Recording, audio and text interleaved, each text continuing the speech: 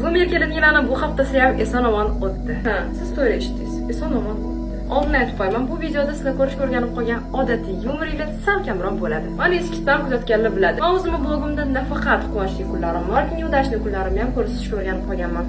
Oxirgi payt storiesda ham kam nolib qoldim, chunki meni sog'lig'im bilan muammolar boshlandi. O'sha erga teggandan keyin 90% qizlarda uchraydigan gormonalniz bo'y menga ham yetib keldi. Menda allergiya boshlandi, 2 kilo yig'ib olishga ulgurdim. To'g'risi aytaman, meni boshida juda ham katta vahmaga solib qo'ydi, chunki menda allergiya oxirgi marta 3-sinfimda bo'lgan. Nima qilayotganimni ham orada aytib ketdim. Men hozir shuni xud qilyapman. Buning uchun men boshida yuzimni penka bilan yuvib olib, undan keyin toner bilan увлажнять qilib oldim. Endi bo'lsa maksimal увлажнение uchun missif olamiz. Samandar aka bilan bormagan dermatologimiz topshirmagan analizimizda qolmadi. Bu hafta, как говорят узбеки, полный doktor yurdim desam bo'ladi. Yaxshi yengillik o'tishimdan oldin men hozir retinolga keldim. Siz buni har kuni surish mumkin emas. 2 kunda bir yoki 3 kunda bir sursangiz ham sizning qo'lingizga yetadi. Bu kasallik nafaqat menga yomonlik, balki yaxshi olib kelishga ham ulgurdi. Chunki men oxir-oqibat o'zimni qo'lga olib zalga chiqishni boshladim. Pitaniyamni to'g'irladim. Chirishilar uchun meni vitamin даже oyijon qattiq yordam berdilar. Menga har xil бездрожжевой nonlar готовить qilib berib, sizlar u nonni просто qarsillashini eshitishingiz kerak.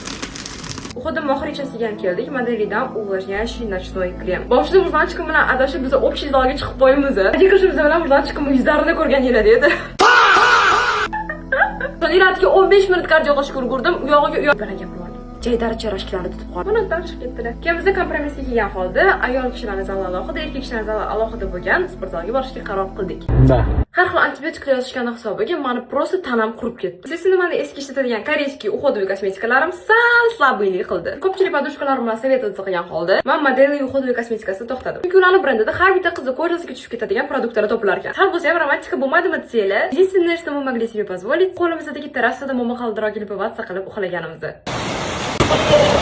Hozir molniy masjidida o'qiganimda sesi chiqsa, biz bu yil Samarqandga bilan to'shishni bo'lamiz. Готовы к этому? Раз.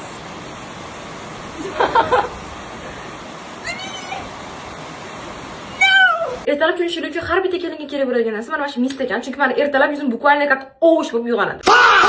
Ishib ketgan paytda qaysi yerni muzdek xonada turadigan mistni olib yuzimga Psixik qilganimdan keyin yuzim sekin elastikni bo'lib tortilishi boshladi. Ishlatib ko'rganingizdan keyin foyda bersa, bitta duo qilishni esingizdan chiqarmang. Bu videodan maqsad sizni rahmingizga keltirish emas, balki sal og'irlashib qolgan yaqiningizdan xabar olishingiz uchun bitta znak. Chunki odamlar bunaqa paytda sizni yaxshimisan degan oddiy gapingiz ham juda katta riskga ega. Endi bo'lsa hammaga xayrli kech, keyingi blogimda yana veselroq bo'lib chiqishga va'da beraman.